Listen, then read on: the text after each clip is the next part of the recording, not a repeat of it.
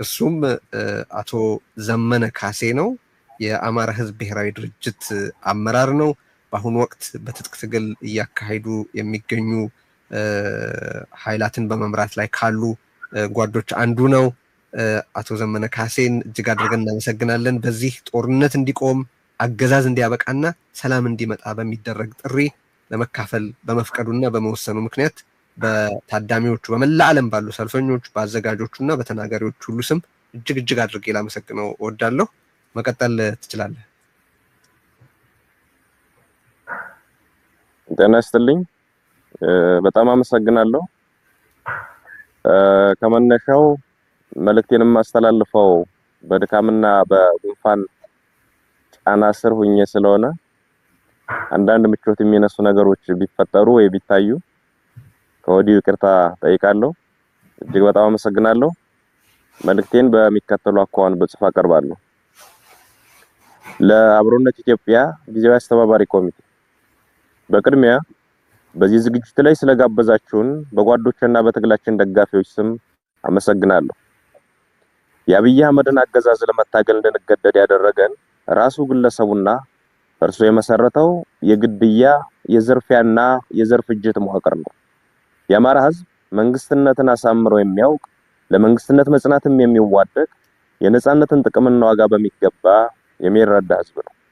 በዚህ መንግስትነትን በሚያውቅ ህዝብ ላይ ጊዜና ሁኔታ ተገጣጥሞለት የመንግስት መሪ የሆነው አብይ አህመድ ግን መንግስታዊ ስልጣንን ህዝብን በዘሩ ለመግደልና ለማፈናቀል የዘር ፍጅት ለመፈጸሚያነት አዋለው። ተንበርከኩልኝና እኔ ልግዛችሁ ማለት የየትኛውም አምባገነን ባህሪ ነው።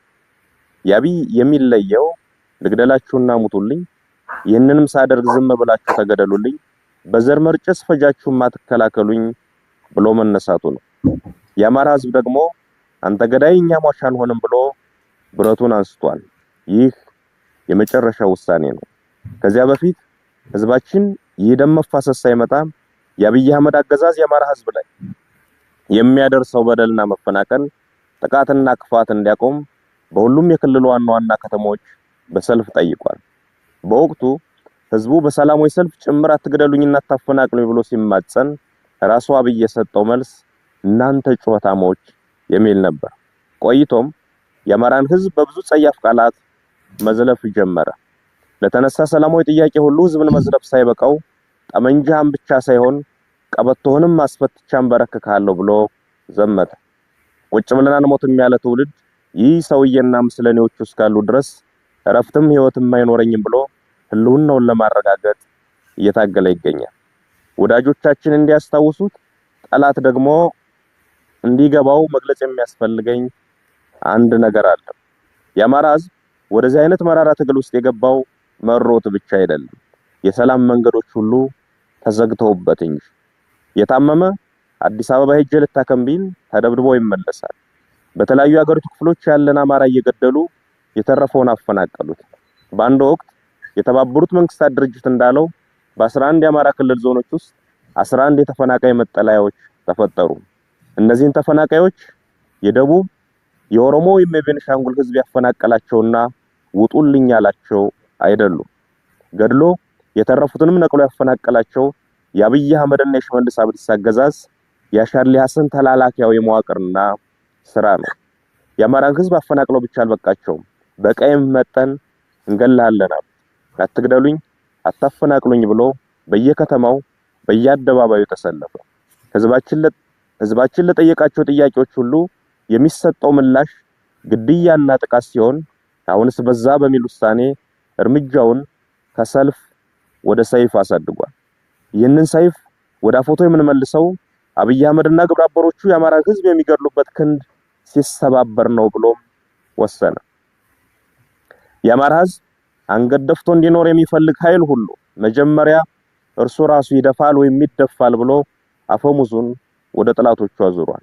እናም ሰላም ይምጣ የሚለውን አጀንዳ የአማራ ህዝብ ገና ከማለዳው ሲጠይቀው የነበረና ጥቅሜና ፍላጎቴም የሚከበረው በዚህ መንገድ ብቻ ነው ብሎ የሚያምን እንጂ ፈልጎት ወደ ውጊያ የገባ አይደለም።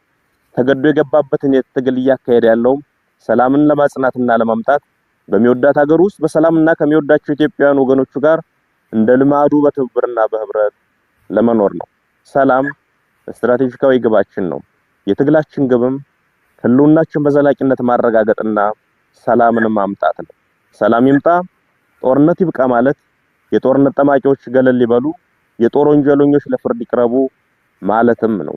የአማራ ህዝብም ሆነ የመላ ኢትዮጵያውያን ጠላትና በፈረቃም በጅምላም እየገደለ ሰላም የነሳን ሐኪሙም ወዛደሩም ነጋዴውም አርሶ አደሩም ሰርተው እንዳይኖሩ ያደረገው የአብይ አህመድ ገዳይ መንፈስ ነው።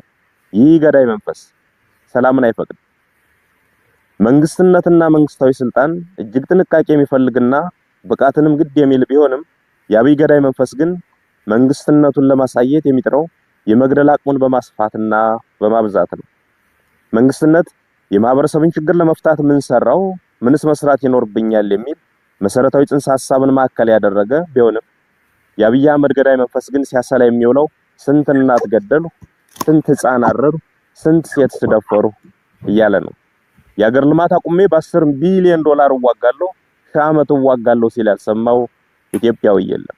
ይህ ገዳይ መንፈስ አሁን ወይም የአማራ ህዝብ አስገዳጅ ሁኔታ ውስጥ ገብቶ ትጥቅ ትግል ማድረግ ከጀመረ ጊዜ አንስቶ የመጣ አይደለም። ገና ስልጣን ከያዘበት ሰሞን ጀምሮ ሲናገረው የነበረ ሆኖም በብዙ ተስፈኛ እምነቶች ምክንያት የተሸፈነለት የሚያንቀሸቅሽ ደም የማፍሰስ ግብና ግብር የነበረው ሰው ነው። አብይ አቅም የሌለው አገር መምራት የማይችል ድውይ ሰው መሆኑን ማንኛውም ተራ ኢትዮጵያዊ የተስማማበት ወቅት ላይ እንገኛለን። የአብይ አቅም ህፃን መግደልና ሴትን መድፈር ነው። የአብይ አቅም ቤተመንግስት ቁጭ ብሎ ከ500 እና 800 ኪሎ ሜትር ላይ ሰው አልባ ድሮን በመተኮስ አራስ መግደል፣ መምህርና ተማሪ መጨፍጨፍ ነው። የአብይ አቅም የድሃ ልጅ እያስገደዱ ወደ ጦር ሜዳ እየላኩ መማገር ነው። አብይ 1 ግራም ፖለቲካዊ ዕውቀትና እንጥፍጣፊ ወታደራዊ ችሎታ የሌለው ሰው መሆኑን ለማወቅ ባለፉት ዓመታት ያካሄዳቸውን ጦርነቶች ኦዲት ማድረግ በቂ ነው።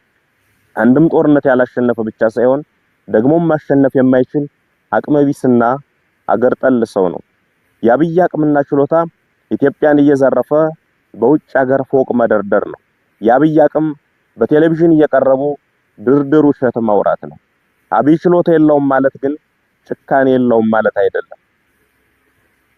ጭካኔውን ልጆቻቸው በወታደሮች እንዲደፈሩ ትዕዛዝ ሲሰጥ የሰሙ እናቶች፣ ወንድሟ አጠገቧ ሲረሽን ያስተዋለች እህት፣ በድሮን ሙሉ ቤተሰቡን ያጣ ቤተዘመድ፣ በመድፍ ቤተክርስቲያኑና መስጂዱ የወደመበት ምዕመን ብቻ ሳይሆን የትኛውም የገጠርና የከተማ ሰው አይቶታል። ይህ ሰውዬ የሚመራው አገዛዝና ለእርሱ ታዛዥ ሆነው የተሰየሙ የሰላም ጸሮች ሁሉ መመንጠርና የጋራ ሀገር እውነተኛ እኩልነትና ነጻነት የሰፈነበት ኢትዮጵያን መፍጠር፣ አንዱ ገዳይ ሌላው ሟች ሳይሆን ሁላችንም ነዋሪ የምንሆንባትን ሀገር መመስረት የዚህ ትውልድ ታሪካዊ ኃላፊነት ሆኗል።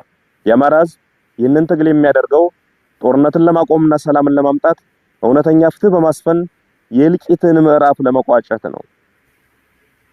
የአብይ አቅም መግደል ነውና የመግደያ በትሮቹን አስጥሎ ህዝብ በሌሊትም በተኛበት ቀንም በዋለበት እገደላለሁ የማይልበትን ሁኔታ ለመፍጠር ነው። በዚህ አገዛዝ ያልተገደለና ያልተበደለ ህዝብ የለም ብለን እናምናለን።